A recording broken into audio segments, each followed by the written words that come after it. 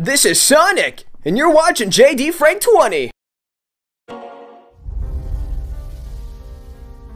If anyone can hear this, we're almost out of time.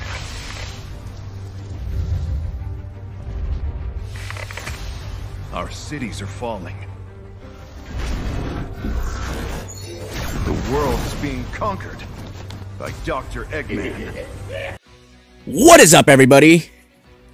And I have an interesting take right here. Apparently I have obviously a video planned for tomorrow, obviously being November 8th, which is the 1-year anniversary of Sonic Frontiers. And I decided, apparently this was recommended on Twitter, apparently that 6 years ago today, Sonic Forces released. Gee, interesting.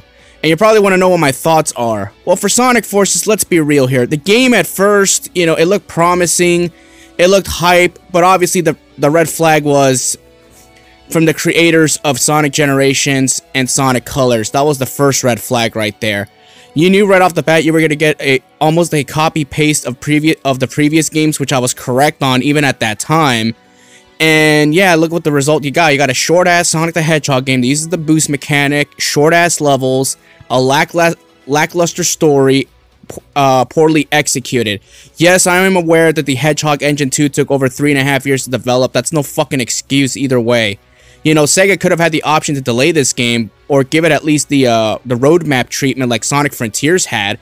But no, they wanted to make their quarter, they wanted to get their sales out there because they put in a lot of time and money into this game. For Sonic Forces, in my honest opinion, I despised the gameplay after my first or second playthrough, but later down in time, I have become less critical of the game. It's just mediocre at best. I mean, again, there's only 3 songs that are memorable, that being Aqua Road, Fist Bump, and Infinite's theme. But then again, Infinite's theme is just kind of inferior once you listen to Knight's theme from Sonic Frontiers. So there's no point on listening to that theme again since Knight's theme just outshines it. Plus, if you want to listen to Aqua Road and Fist Bump, you can listen to them in Sonic Frontiers thanks to Jukebox mode. Plus, Sonic Forces, you know, it had its issues here and there, and of course, Super Sonic at one point, well, you had to pay $2 to get him for that 2-week period. You thought I didn't remember about that?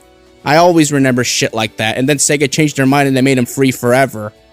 Unbelievable. And meanwhile, Sonic Frontiers, oh, that's right, Super Sonic is the main focal point of the story and the Chaos Emeralds. Fancy that. Yeah, now when it comes to Sonic Forces, you're probably wondering, like, Frank, how come you don't have any Sonic Forces videos, aside from your Let's Play? How come you never did, like, a trailer reaction or cover the news even back then? You have to realize this was back in 2017. I really didn't have an identity at that point, and not only that, I don't think I even made one video regarding the trailer reaction. Maybe I made one such a long time ago, but I can't, for the life of me, find it. Maybe I accidentally removed it.